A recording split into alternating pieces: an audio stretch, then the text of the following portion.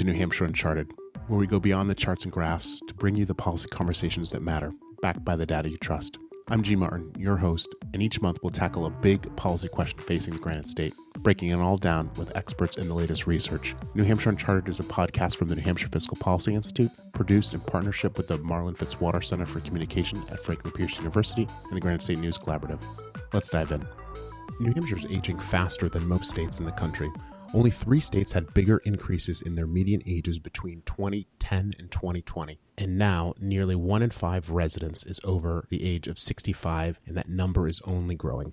So what does this mean for our healthcare system, our housing market, our economy, and workforce? Well, in today's episode, we're digging into how the state's aging population is already reshaping life in the Granite State, and what needs to happen to ensure that New Hampshire remains a place where all people can thrive, no matter their age. Joining us today, there are 3 people who are leading the conversation on aging and policy here in the Granite State.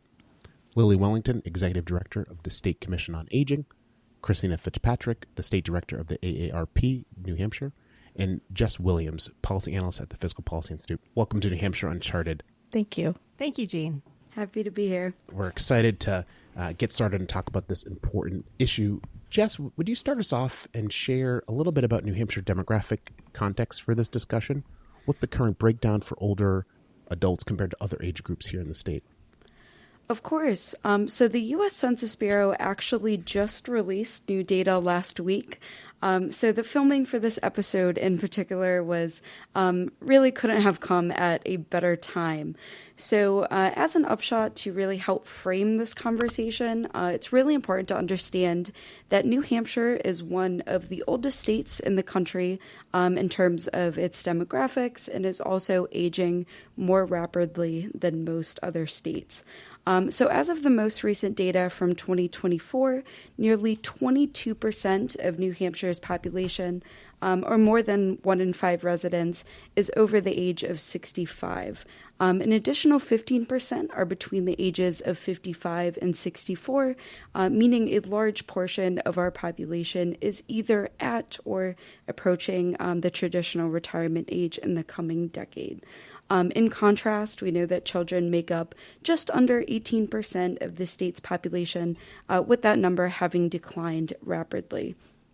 When we look at data from the start of the decade in 2020, children and older adults made up a similar share of the population. At that time, only 3 states had more older adults than children, 2 of them being our neighbors, Maine and Vermont. Fast forward only a few years to 2024, that most recent data, and that number has nearly quadrupled. Now, about 11 states have more older adults than children, and New Hampshire actually reached that point as early as 2021. So looking ahead too as well, the gap between older adults and children in New Hampshire is also expected to continue to widen. Projections that we have from the New Hampshire Department of Business and Economic Affairs suggests that looking ahead to 2050, about 27% of residents will be over the age of 65, while those children under age 20 will make up about 20% of the population. So all of this being said, it's clear that New Hampshire's population is aging quickly, and this demographic shift will, of course, have several implications for New Hampshire.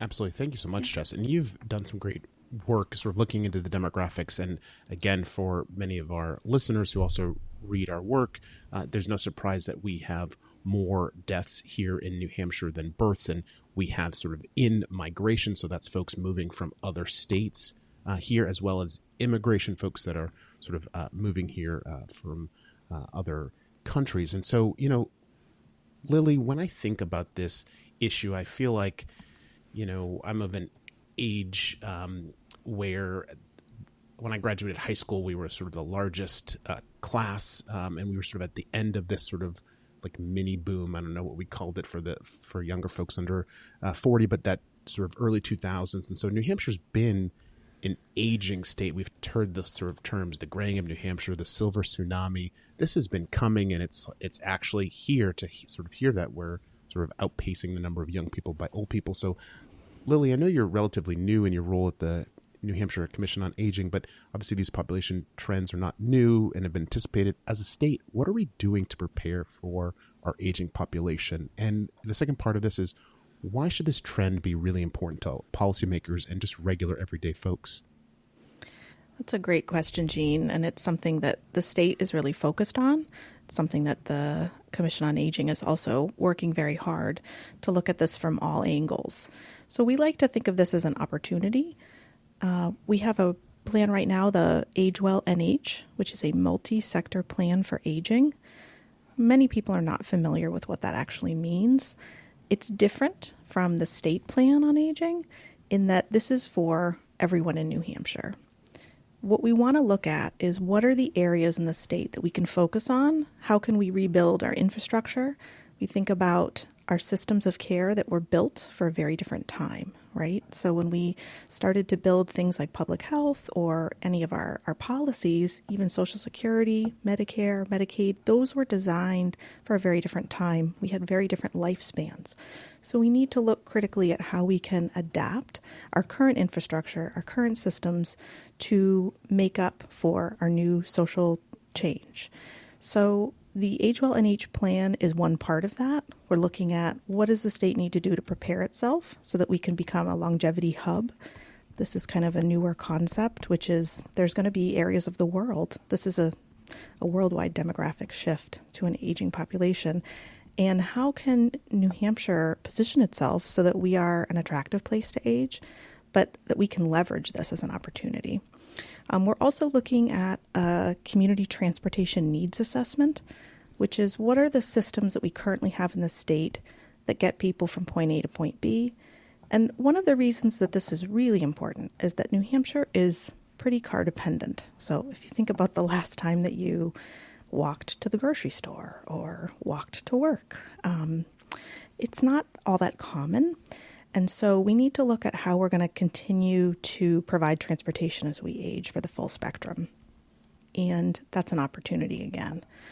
And we're also looking at systems of care for healthy aging. I think that's really important for us to maximize how we're aging well. This is not just about care. And I think that that's one of the points I really want to drive home is that New Hampshire is actually a very healthy state. We don't talk about that as much as we should. That the Healthy Aging Data Report that was released earlier this year in May noted that at any given time, 90% of folks who are 65 and older are living without assistance. They are living completely independent. They do not have any care needs. So I think that's something that's really important. We're talking about 10% when we reduce our conversations to care or worries about a burden, that we really need to be thinking more about the 90%. Lily, I couldn't agree more about what you're saying about the aging of the population being a real opportunity here, because it's easy. I feel like a lot of times when people talk about the aging of the population, there's this undercurrent that it's a real problem, a problem to be addressed. And I like to think of it more, as you said, as an opportunity. First of all, it's a great dividend. Like we've succeeded with healthcare in this country where lifespans are longer. And the question is, what are we going to do with that? And also, there are shifts that need to be made. I mean, when the population is older than it used to be, that people at different life stages have different needs.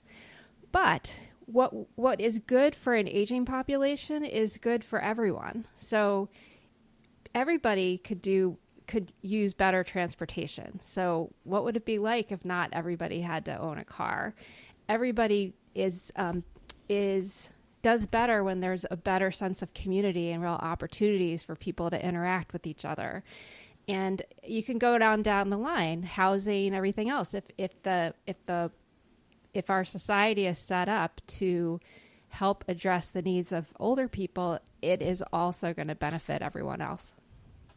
Oh, Christina, and thank you so much for that. I appreciate that. And I think that's an important frame of that this is an opportunity. And I think about, as an elder millennial here, I think about transportation. I have a friend who's in real estate, and they built some apartments. This was maybe 10 years ago, and they thought this would be more for sort of older adults, but surprisingly, it was a good mix of younger folks. So we talk about transportation. I feel like that's something, it's a good opportunity to sort of rethink how we have community, because what works for older adults also probably would work for younger people too, right? Think about buying a car, and it's just so much more expensive than it used to be. And some folks, maybe want to have a one car household or no car at all. So I think it's a great point about this is an opportunity to sort of rethink things. Christina, as I think it's fair to say that most older adults want age in place. And so, of course there are barriers to that. Obviously, as sort of Lily mentioned, we have folks that are really healthy, but there's a percentage of people that, as folks get older, that's not necessarily the case. What are some of the biggest challenges that you're seeing, hearing when they face, sort of when it comes to healthcare or housing to sort of age in place? What are some of the concerns you hear from older adults? Aging in place is one of these interesting concepts or situations where everybody wants to age in place as long as they can. Like at some point, your health might dictate that you need to be in a nursing home or just receive that higher level of care. But other than that, everybody would rather stay at home, stay close to friends, stay in the community. So that's what people want. And it makes financial sense to give people what they want, because aging in place costs a lot less than nursing home care. So we need to facilitate that as much as possible. Lily referred earlier to this thing called the system of care for healthy aging, and that is focused on the healthcare system, the long-term care system, and what is needed to ensure that people can get the kind of care that they need, where they want it, and when they want it. And there are changes that need to be made at the state level to make that happen, and the state is starting to do those things. So a couple of years ago, the legislature passed a great package of new policies that are sending us in that direction. So funding better information sharing. So what used to be called Service Link is now called Aging and Disability Resource Centers, where anybody can call and say, my dad just got out of the hospital and we need to do some home modifications. We need to install some grab bars. We need better lighting. Who can help us with that? And any other kind of information questions, because sometimes that's all you need, is that you've never been in this situation before. So how do I help set my loved one up so they can be in their homes safely? And that's one of the key things when you talk about housing, is we need housing that is safe. The Census Bureau did a report a few years ago, and they were examining the availability of age-ready housing. And they defined that as on the first floor having no step entry, essentially, and then having a bedroom and a full bathroom on the first floor. And because of the older housing stock in New England, only 20% of houses in the state are age-ready. So that's the big thing, is having a house that doesn't have a step to get in and has a bedroom and a full bath on the first floor. It takes a lot to do that. So if you don't have that, either you have to move or you have to spend a lot of money.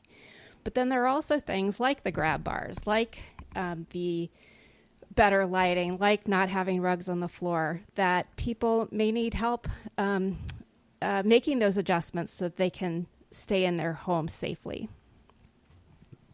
Oh, thank you so much.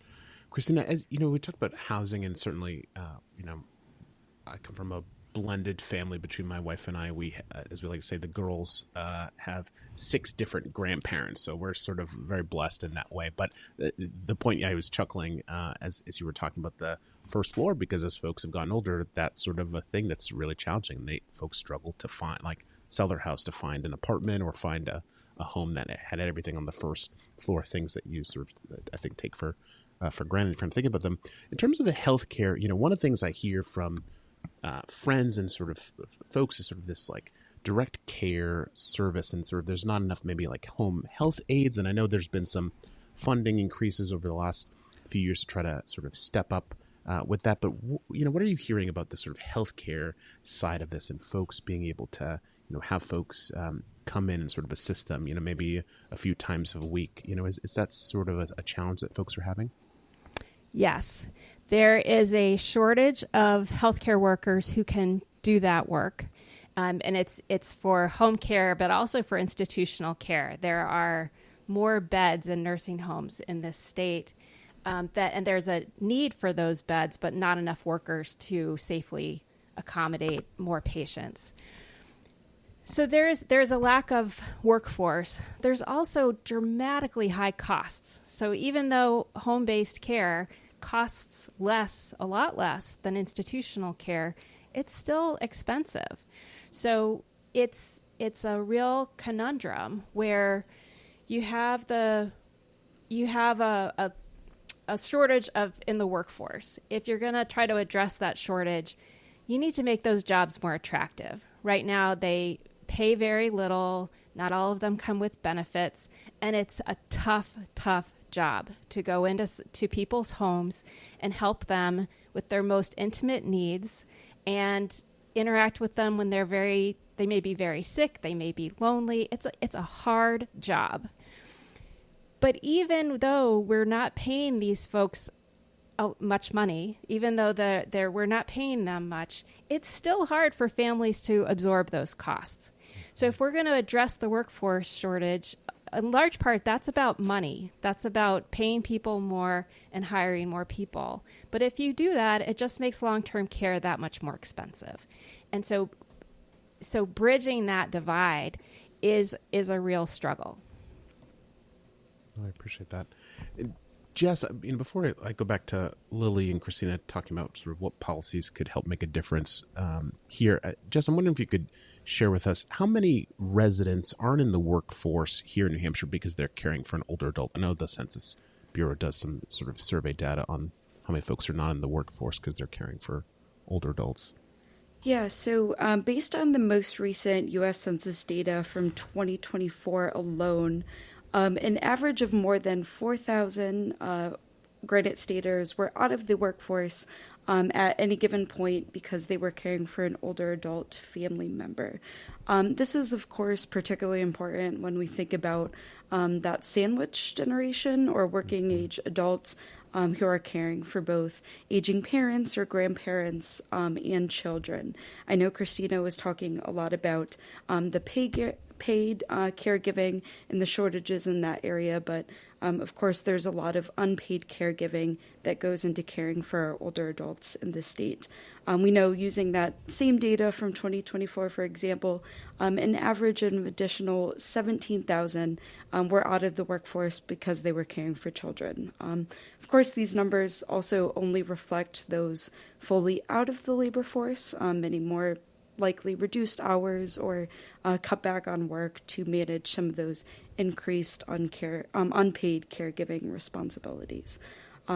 So as you know, the cost of both child care and older adult care continues to rise, there'll be a lot less availability in that level of care.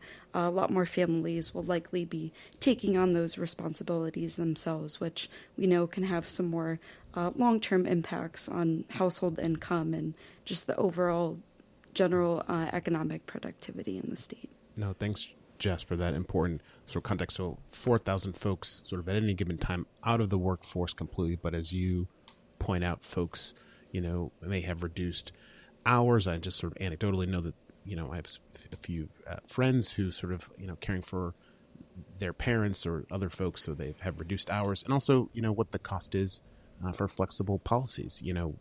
Certainly not everyone has a workplace and a culture where you can take time off or have the ability to take time off to go and bring a parent to an appointment or things like that. So that's an important piece. So thinking about the family caregivers and the direct workforce, we'll sort of kick it off to Lily first and then to Christina. What public policies could make a difference in terms of better supporting family caregivers and the direct care workforce? Well, I think that kind of piggybacking off of the previous point is that we really do need to look at the number of potential caregivers to the number of individuals who will need care. So if you think about this statistically, in 2010, we had 7 potential caregivers for every 80-plus-year-old individual. And that was, we sort of maxed out in 2010. And since then, that ratio has been on a decline. So by 2030, that ratio will reach 4 potential caregivers per 80-year-old individual.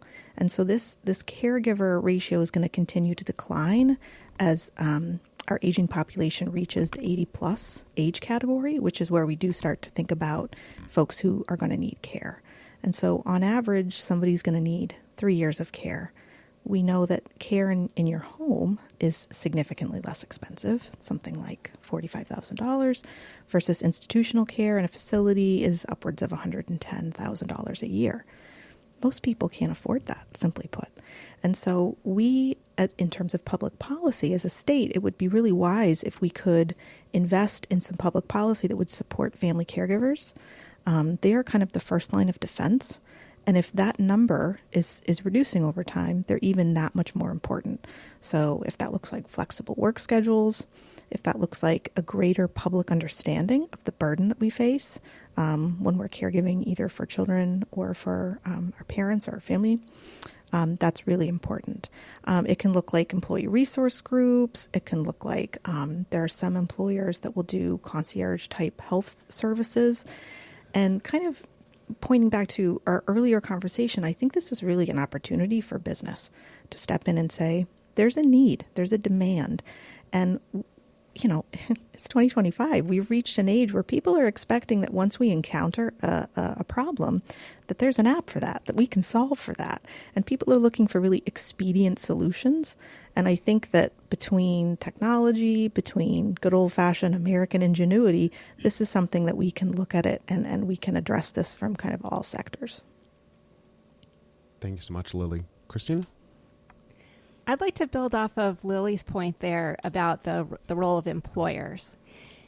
It is true that employers can adopt policies that will support family caregivers and others. So if you provide people with flexibility in the schedule of their day so that they can take time off in the middle of the day to take somebody to a doctor's appointment, for example, or you let people shift their hours so that perhaps they are taking the morning shift to help care for their mom and their husband or their spouse, significant other can take the afternoon shift or something, then it makes it possible for families to cobble together care.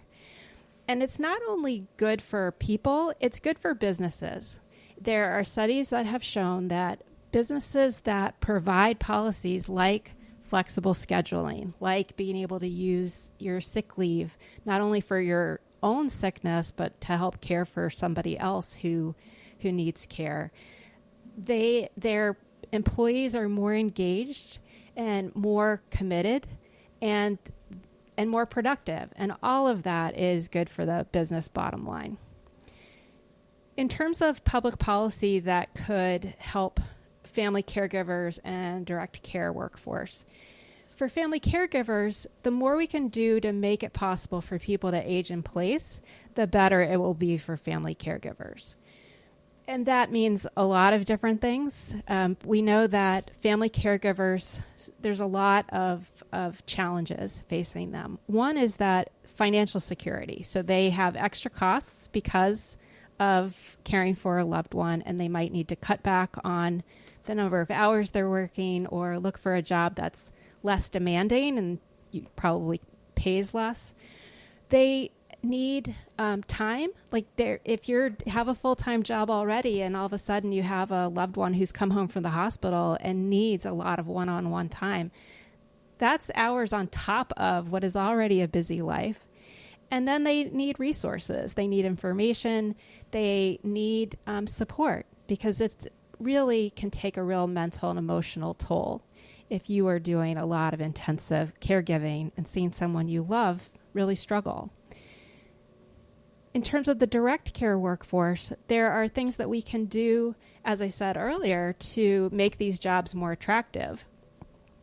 And then there are also things that we can do to try to create more of a pathway for people to move up so that they're not, there is the possibility for them to gain more responsibility, do different do different tasks, and have that possibility of growth rather than this being a job that is the same for your whole career, your whole time in the labor force.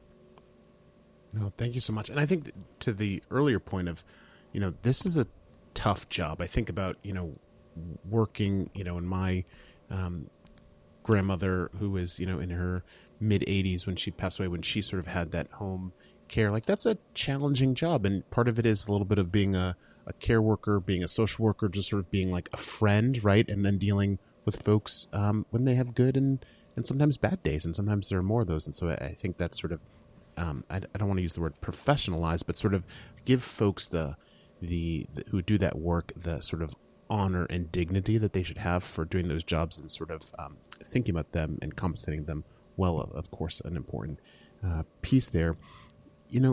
Lily, we can start with you. Are there programs or communities in New Hampshire or in a different state that are really responding to this opportunity well as we sort of have this demographic shift? Because I'm wondering what lessons we can learn from other communities, whether in New Hampshire or other states that are sort of grappling with this policy challenge or opportunity.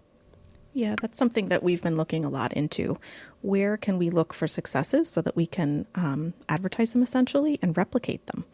And so one of the things I wanted to mention was community nursing. So Sandwich, New Hampshire has a community nursing program. And part of what's so, I think, ingenious about this is that it both harkens back to a different time, right, where the doctor or the medical professional would come to you, which feels a little bit like going back 100 years. But part of what's so beautiful about that is that it's a very inexpensive program to implement. So for $30,000 a year, you can have a part-time nurse. It's embedded in your community that goes and does home visits. And part of that is that they're sort of cutting off any medical issues before they become a crisis, before you end up in the ER and wait hours and hours and hours. Maybe you didn't need to be in the ER because you could get care in your home that staved off an infection, say. Or maybe you're transitioning back to your home after being in the hospital and you need someone to follow up and give you care, but also assess whether or not you need access to other resources. So it's equal parts prevention as it is intervention, and also just making sure people aren't socially isolated. 1 in 4 people who are over the age of 65 in New Hampshire are living alone. So this is a kind of a new social change for us to adapt to. And we're going to have to look at it really creatively. So another program that kind of looks at that same lens of treatment is the mobile integrated health, which is, again, these are part-time positions typically, and instead of having 911 calls or high police involvement, fire, police, how can we get paramedics rolling to do kind of routine medicine that can be done in your home? You get rid of the barriers around transportation or scheduling. We know there are not enough medical providers in the state, so we just have to think, I think, creatively about how we can work around some of our existing challenges. Lily, thanks so much for sharing that. I hadn't heard of the sort of the community nursing and Sandwich. That's a great example of an innovative solution that folks can replicate in their communities. Christina, I'm wondering from your lens, what are you seeing in sort of your counterparts across the country, or other things that you all are seeing here in the state? AARP sponsors something called the Network of Age-Friendly Communities, and there are 19 of them here in New Hampshire. These are communities that have committed to making themselves a better place for everyone to age. And there are multiple factors to that. It's about housing, transportation, a digital connection now, like having access to the internet is important. Open spaces, civic engagement, things like that. And so we're seeing communities across the state and across the country that are making a commitment to making changes. And in New Hampshire, the Mount Washington Valley is a hub of that kind of commitment and activity. And it's thanks in large part to Mary Ann Jackson, who was the executive director of the Gibson Center in North Conway for a long time. And they have just done just wonderful, wonderful things of trying to improve their communities one step at a time. And these aren't massive infrastructure projects. These are programs such as they're working right now on creating a full-scale kitchen in their library to change the kind of programming that they can have in the community and try to bring people in. So if you can offer them lunch, then maybe more people will come and just be and connect with others. They also have a program where they're demonstrating smart home technology that can help people understand what resources are out there that they can take advantage of to make staying in the home safer. So it could be home monitoring of some kind so that you can monitor a chronic health condition and have that information go straight to your doctor. So rather than having to go physically into the doctor's office, it could be things that help monitor your prescription drugs. Like if people are taking a lot of prescription drugs, it can be hard to keep track of what they're doing. So there are little kind of machines that you can set up to help you with that.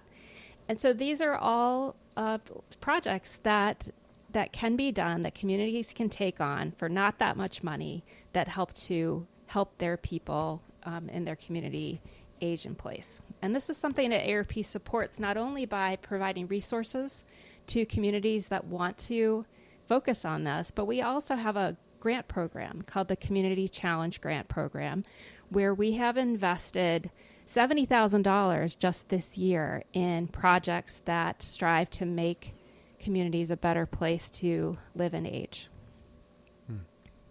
Thank you so much for that. Just really great examples. And although we're obviously talking about a state context and a local context, I just sort of would be remiss not to mention sort of, there probably is a place for federal policy here. I know a few years ago I read this book called Age of Dignity, Preparing for an Elder Boom in America, or something to that effect there. And that was published, I think, in 2015, so we're 10 years out. But really, one thing I loved about that book is it highlighted towards the end of it what Germany's doing and what Japan is doing, and some of these other countries that have started to do this work in the 90s, recognizing that it's a piece. So I do think it's important that local communities, and I think the grant programs are really helpful in sort of this collaboration, but also being mindful that this is not just a New Hampshire challenge that's being faced, an opportunity that we have to meet, but also knowing there's a federal opportunity for that. As we wrap up for the sort of last question, I'm wondering, and we could start with Jess and then go to Christina and then Lily, but I want to leave listeners with what's giving you hope about this policy opportunity. Yeah, that's such a great question, and I really just want to take a moment to sort of echo everything that's been said throughout this conversation. Lily and Christina both brought up a number of strategies and services that can better serve our state's older adults. Whether it's increasing transportation accessibility through the community transportation needs assessment, which I know Lily brought up at the beginning of our conversation, to increasing opportunities for aging in place in the Community Challenge Grant Program that Christina just brought up.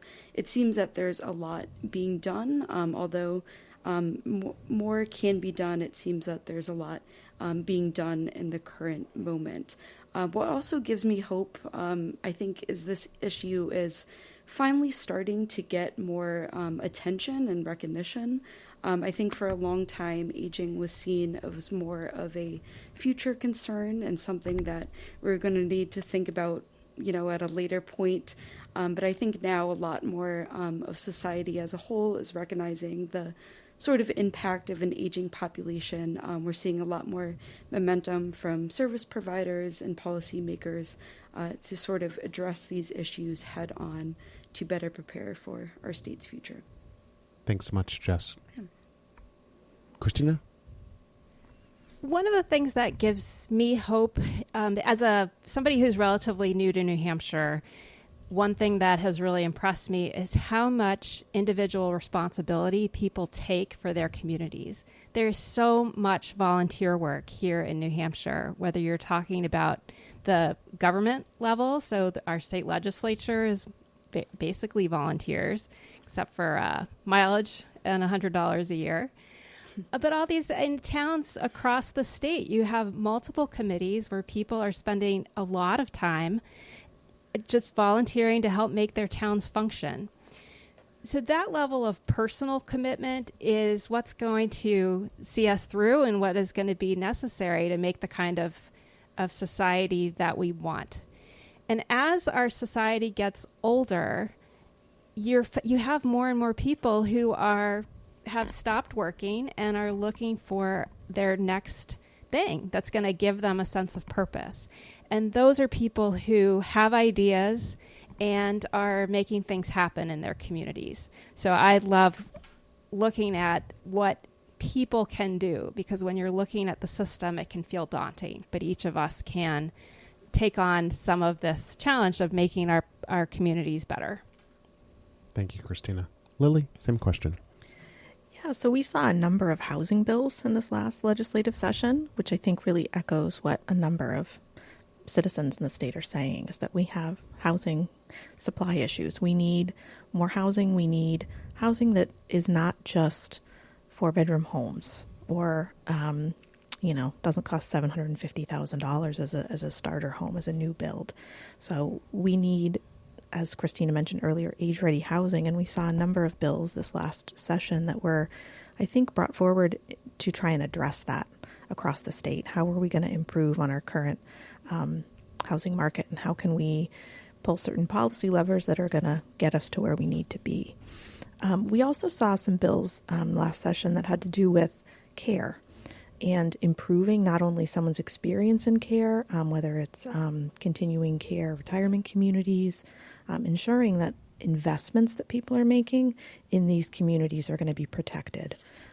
So that if your continuing care community, for instance, is in financial trouble, that the money that you have put up front to live there, and, in your mind's eye for the rest of your life, is going to be protected. And we also saw that with some nursing facilities and other retirement communities. So I think that those are really promising signs that we're understanding that we want everyone to have a positive experience as they age in New Hampshire, and that there are things that we can do from a local, whether it's town policy or statewide, that can make that possible. Well, Lily, Christina, Jess, thank you for giving me hope about this policy topic, and thanks for helping us unpack what it means for the graying of New Hampshire, not just for older adults, but for all of us. And it's clear that preparing for an aging population isn't an optional thing, and that we have great opportunity to help leverage this and have a great future for all New Hampshire residents. So thanks so much for being part of the conversation. Thank you. Thank you, Jean. It's great to talk to you. Thank you. That's it for this episode of New Hampshire Uncharted. If you found today's conversation helpful, be sure to subscribe and join us again next time for another thoughtful policy conversation. This podcast is produced by the New Hampshire Fiscal Policy Institute in partnership with the Marlin Fitzwater Center for Communication at Franklin Pierce University and the Granite State News Collaborative. A big thank you to our partners without whom this would not be possible. Thanks for listening, and we'll see you next time on New Hampshire Uncharted.